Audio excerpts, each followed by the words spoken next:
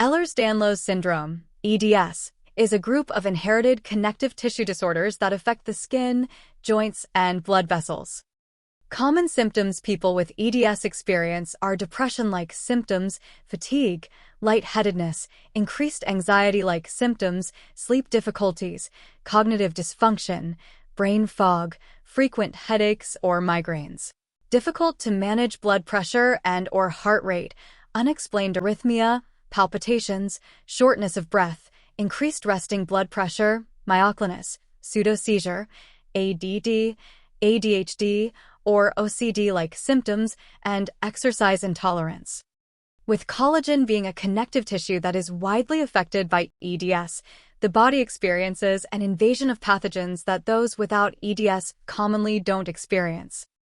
That invasion of pathogens causes persistent immune activity while contributing to oxidative stress in the body. Persistent immune activity causes parasympathetic excess. If the person also has any form of vagus nerve compression, that will contribute to parasympathetic excess.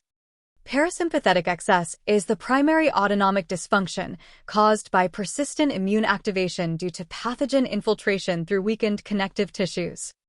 Parasympathetic excess can cause upper and lower GI symptoms, autoimmune symptoms, hormone imbalances, women's health disorders, difficult to manage weight, sex dysfunction, and an exacerbation of the common symptoms associated with EDS. To remain in balance, the sympathetic nervous system responds. This causes sympathetic excess because it is trying to compensate for the increased parasympathetic function. Sympathetic excess can additionally cause increased resting blood pressure and/or heart rate, increased inflammation, increased pain, significantly increased histaminergic reactions like unexplained allergies, including celiac disease and MCAS, increased anxiety and anxiety-like syndromes, difficult to manage blood sugar, and vasovagal syncope. Both parasympathetic and sympathetic excess lead to a decline in cerebral perfusion. Sympathetic excess directly contributes to the oxidative stress load on the body. Stress in general also contributes to the oxidative stress load as well. The stresses can include emotional, physical, physiological, psychological, mental, social, hormonal, and even what would normally be considered healthy exercise. Oxidative stress occurs when there is an imbalance between free radicals and antioxidants in the body. In EDS, oxidative stress can worsen symptoms and contribute to disease progression in several ways. It weakens connective tissue, increases inflammation, while impairing mitochondrial function and exacerbating autonomic dysfunction. Sympathetic withdrawal is then caused by oxidative stress. This is due to chronic inflammation and stress overload. Sympathetic withdrawal can cause orthostatic dysfunction, anxiety and depression-like symptoms, temperature dysregulation in one or both responses to heat and/or cold, abnormal sweat response, poor wound healing, and an exacerbation of the common symptoms associated with EDS. Sympathetic withdrawal leads to a decline in coronary perfusion as well as a decline in cerebral perfusion. Declining cerebral perfusion leads to the commonly reported symptoms of EDS. Now let's explore treatment options to provide relief and a more acceptable quality of life. Treatment of primary parasympathetic and sympathetic dysfunction relieves all symptoms related and leads to fewer medications needed to maintain an acceptable quality of life. The goal is to reduce immune system overactivity and inflammation by restoring autonomic balance to relieve symptoms.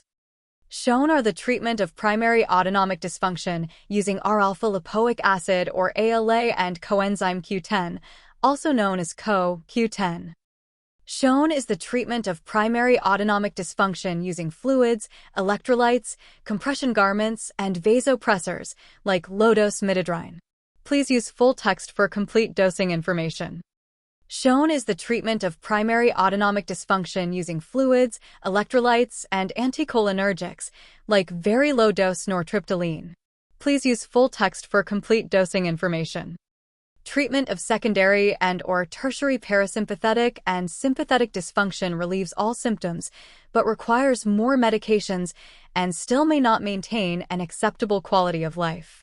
Adjust medications to stabilize blood pressure and heart rate and reduce pain.